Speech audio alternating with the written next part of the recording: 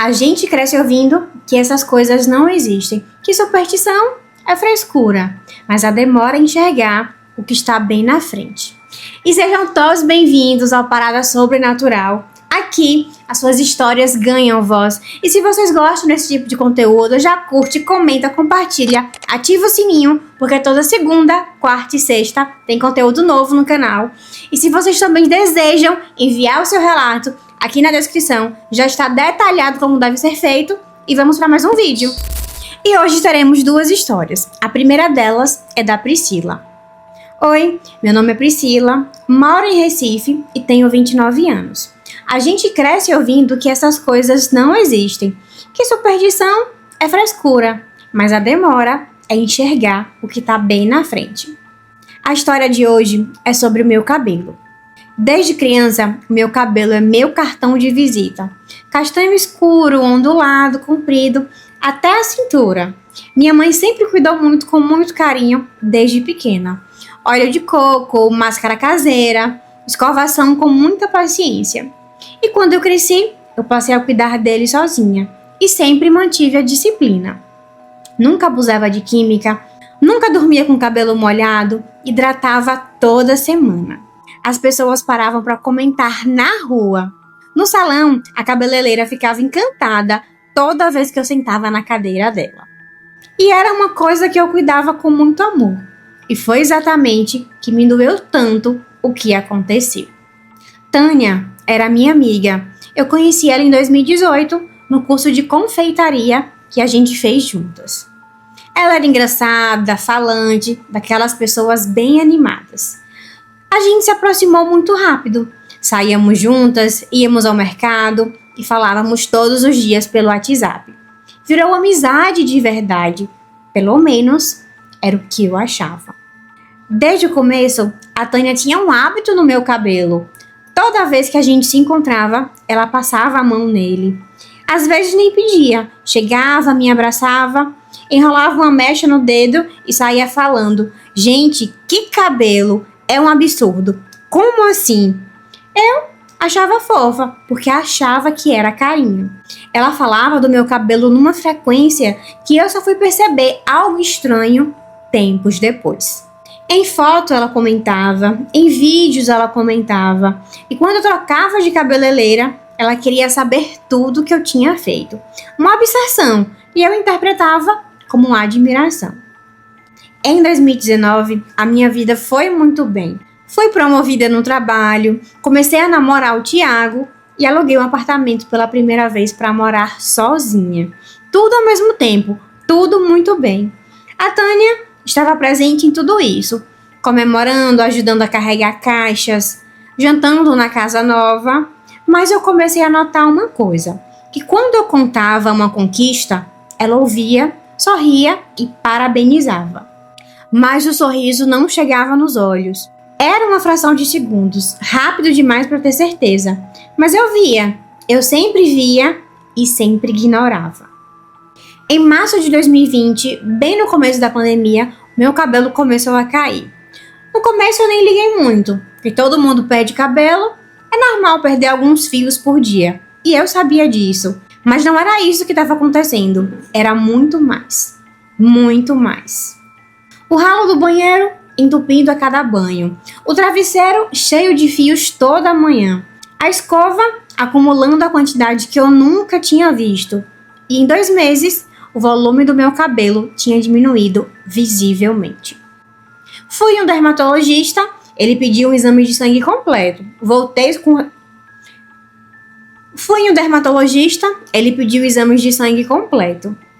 com os resultados. Tudo normal, tireoide, ferritina, vitaminas, tudo dentro do esperado. Ele disse que podia ser estresse da pandemia. Receitou um suplemento, um shampoo específico e um soro para o couro cabeludo.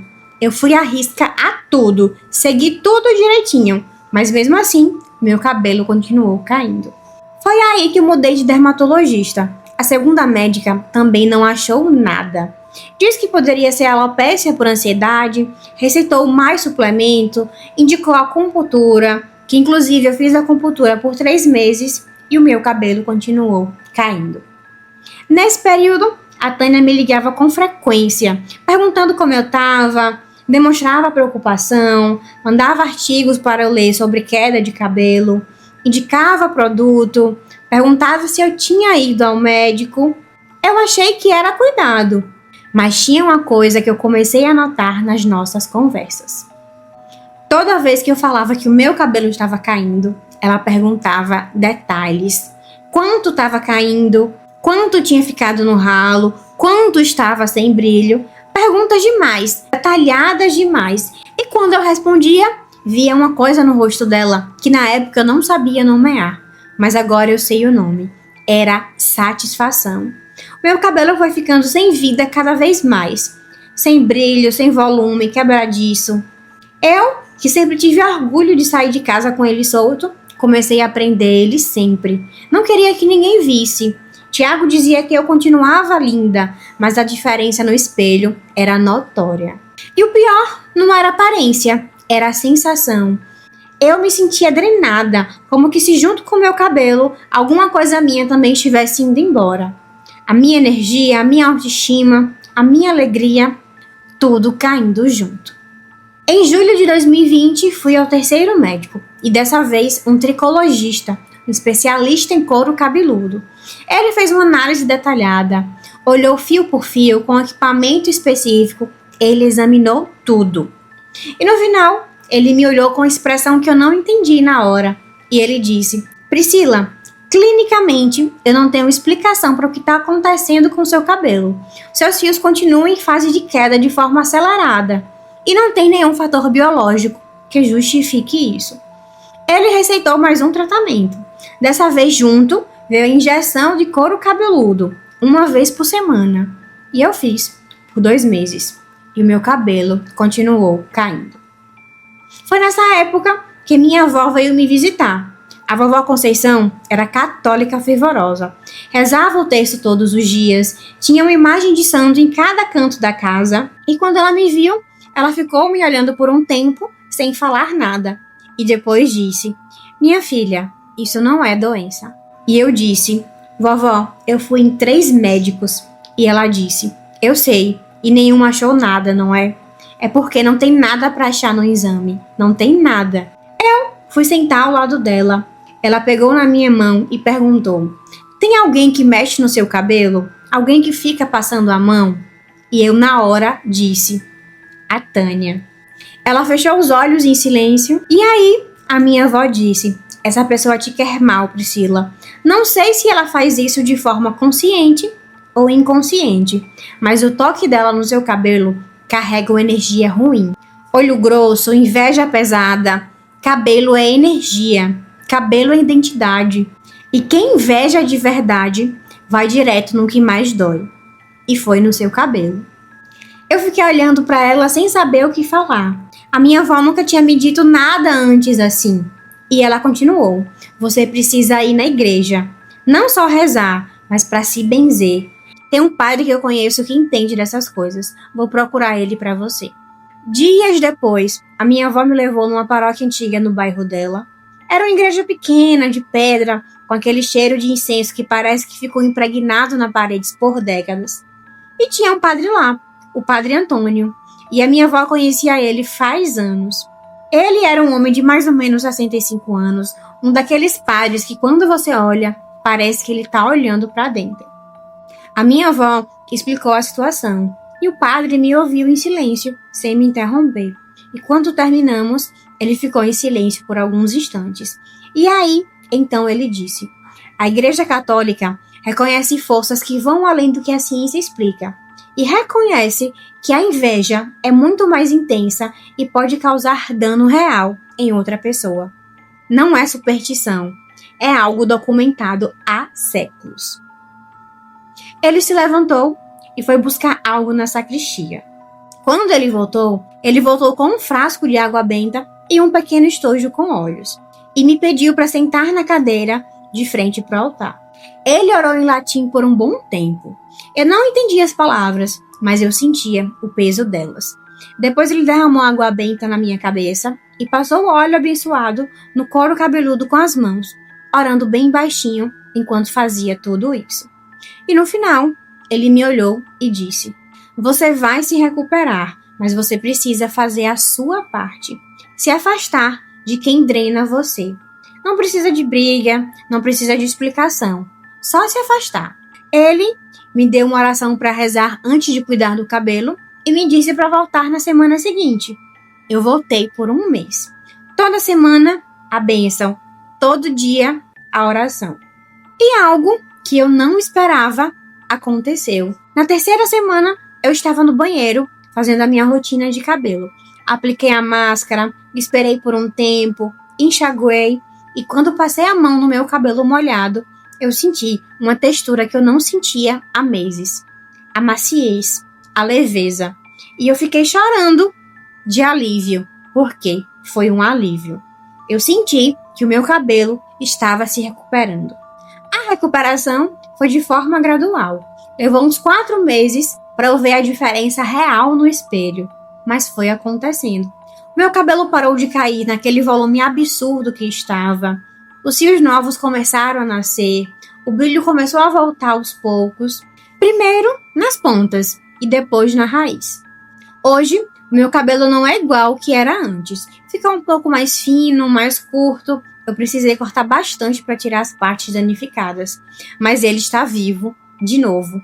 E eu também. Quanto a Tânia, eu me afastei. Sem drama, fui espaçando as conversas, demorando a responder, inventando compromisso quando ela me chamava para sair. Ela percebeu. Tentou se aproximar algumas vezes. Eu fui gentil, mas firme. Nunca expliquei o motivo, nunca confrontei, porque eu aprendi que tem batalhas que não precisam de confronto, precisam de distância. Hoje, eu tenho o meu ritual toda vez que vou cuidar do meu cabelo. Faço a oração que Padre Antônio me ensinou. Cuido com calma, com presença, com gratidão, porque cabelo não é só estética, é identidade, é energia, é a parte que é exposta para todo mundo.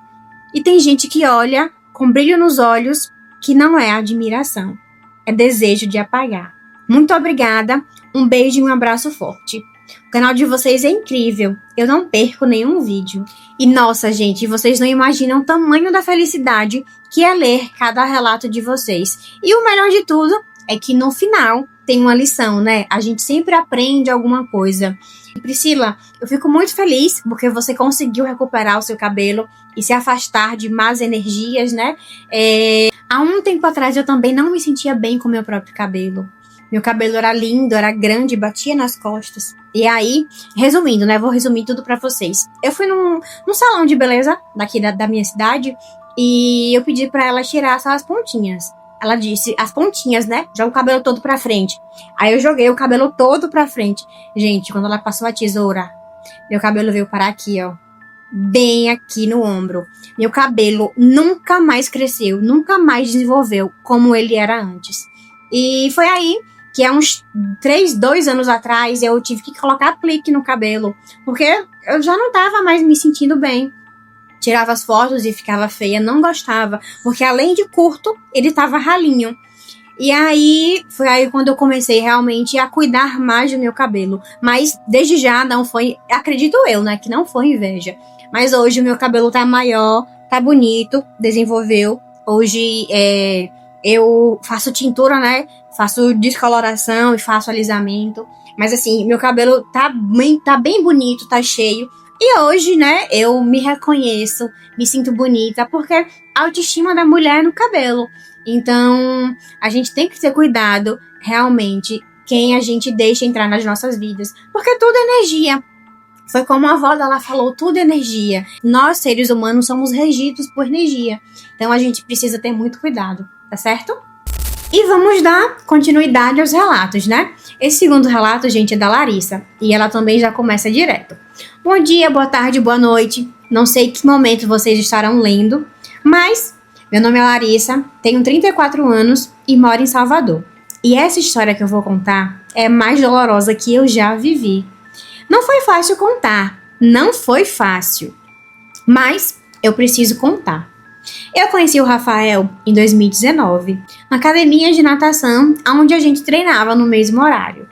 Ele era nadador desde criança, corpo atleta, sorriso fácil, E a gente começou a conversar depois do treino, que virou café, que virou jantar e que virou namoro. 6 meses depois, eu sabia que era sério. O Rafael era um cara equilibrado, trabalhava como professor de educação física numa escola particular, adorava o que fazia, tinha uma relação muito boa com os alunos. E fora do trabalho, ele era apaixonado por música. Tocava violão e compunha música simples que nunca mostrava para ninguém, a não ser para mim. Ele me mostrava as músicas com uma timidez que eu achava o máximo. Um homem forte, confiante e que ficava vermelho quando mostrava as composições dele. E eu me apaixonei profundamente. Mas desde o começo, tinha um nome que aparecia nas nossas conversas que me incomodava de um jeito. A Bianca, a ex dele. Eles tinham ficado juntos por quase 3 anos.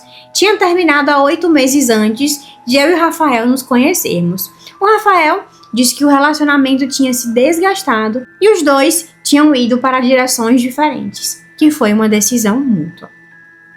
Mas a Bianca não encarava assim.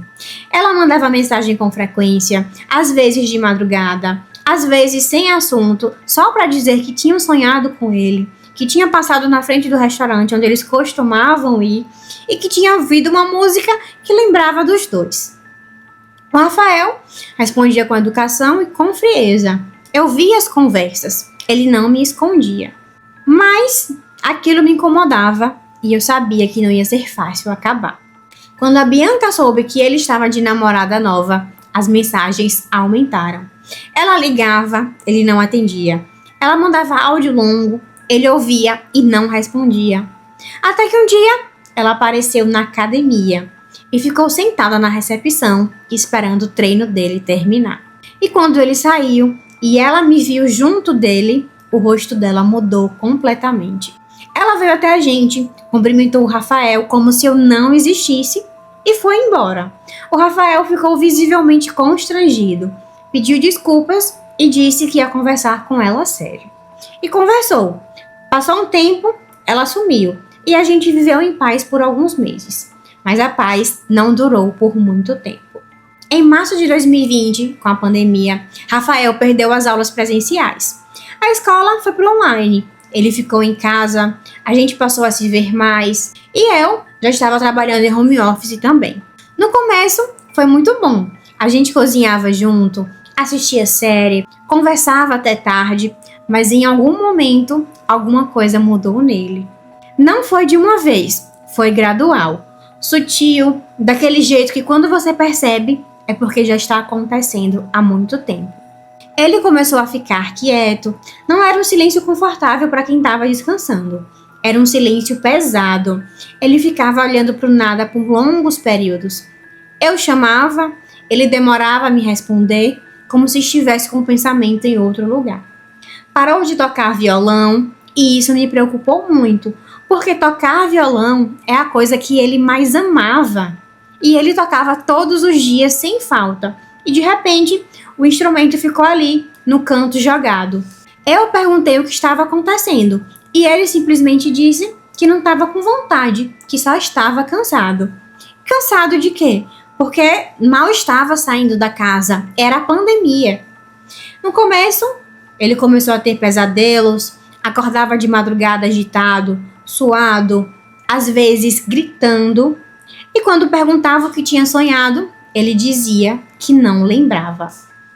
Mas uma noite, eu vi ele falando durante o sonho. E ele repetia um nome. Bianca. Eu fiquei deitada do lado dele, no escuro, com o coração gelado, ouvindo ele chamar o nome dela no sonho. No dia seguinte, eu não comentei, mas aquilo ficou dentro de mim. Algumas semanas foram se passando e o Rafael foi piorando. Ele parou a nadar, parou de se exercitar, ficava na cama até tarde, ficava sem disposição, começou a ter dor de cabeça constante, foi ao médico, fez exames e nada. Começou a ter tontura, voltou para o médico e nada. A alimentação foi piorando.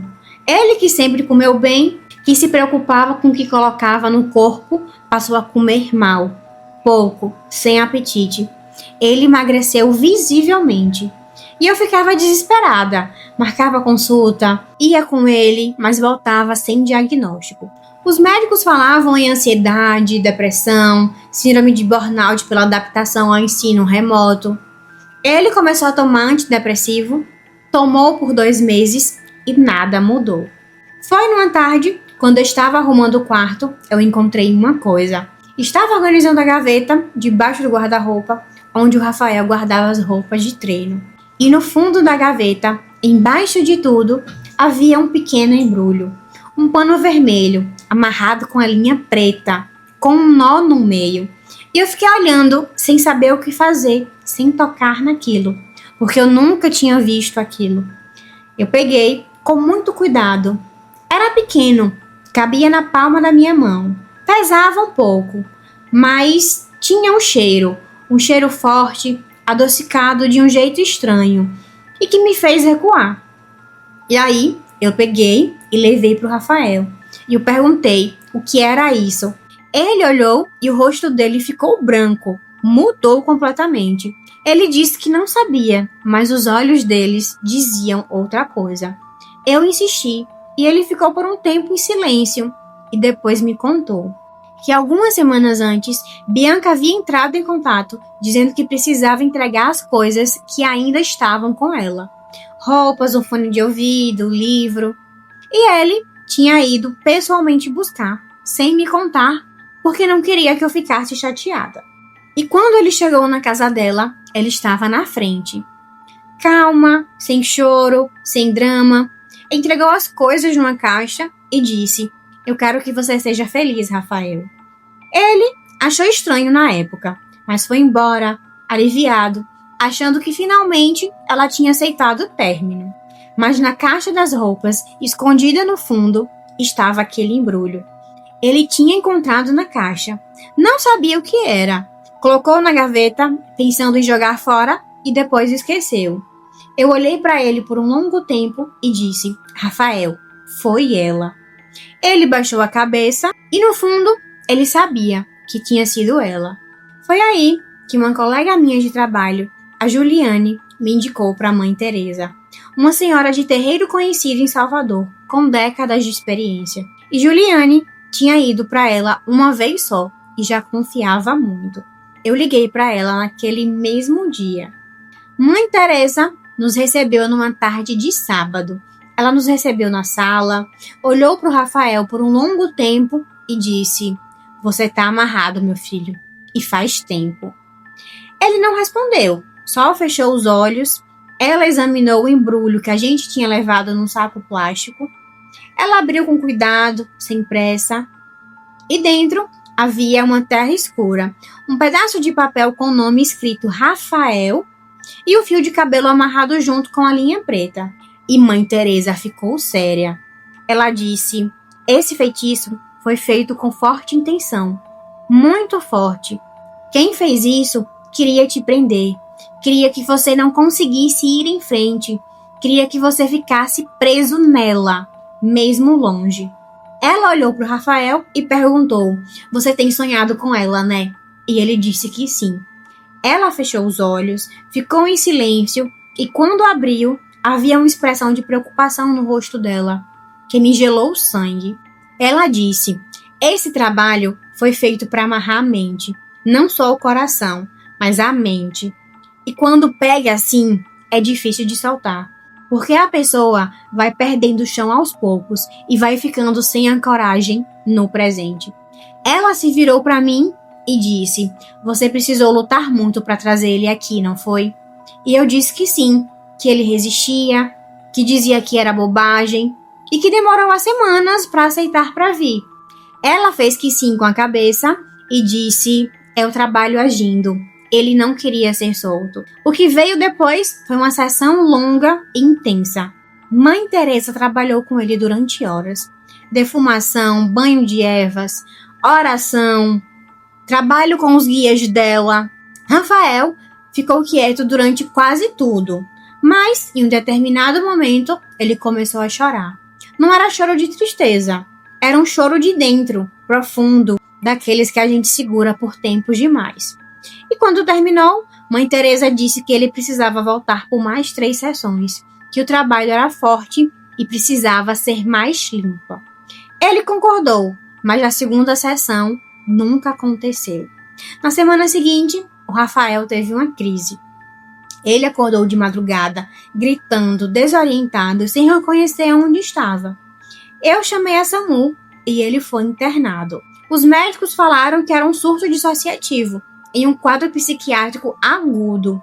Eu tentei explicar, tentei falar sobre amarração, sobre Mãe Teresa, sobre o embrulho, mas ninguém me ouviu. A verdade é que o pessoal achava que era coisa da minha cabeça. Ele ficou internado por 10 dias e quando saiu, estava medicado, quieto, distante. Ele durou por mais 2 meses. Em uma manhã, eu fui acordá-lo e ele não acordou. Ele tinha 31 anos. O laudo foi parada cardíaca durante o sono. Coração saudável, sem histórico de problema cardíaco, sem explicação. Mas eu sei o que aconteceu. Eu sei.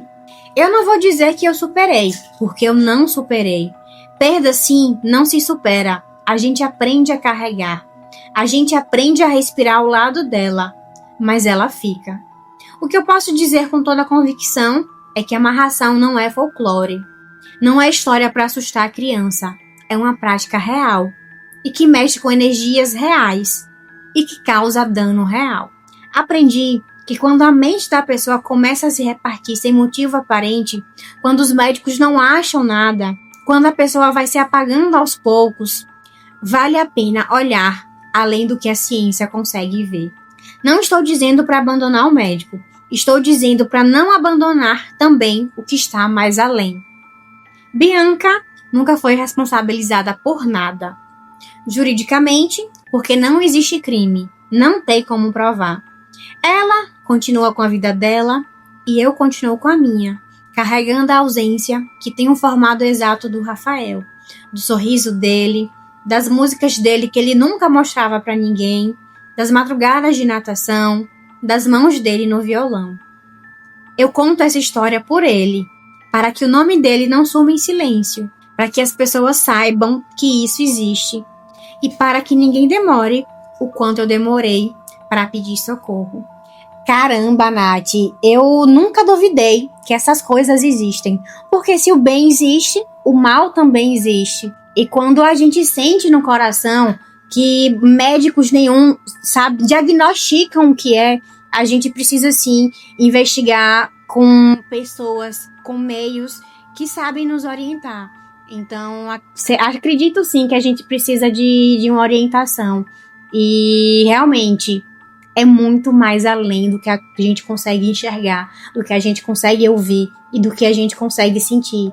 Eu fiquei muito chocada, porque infelizmente o Rafael faleceu, mas serve de alerta para todo mundo. E é isso, gente. Se vocês gostaram das histórias de hoje, dos relatos de hoje, curtem, comentem, compartilhem. Lembrando que toda segunda, quarta e sexta tem conteúdo novo no canal. Aqui na descrição já tá tudo detalhado como vocês devem enviar os seus relatos. E é isso. Fiquem com Deus e até mais.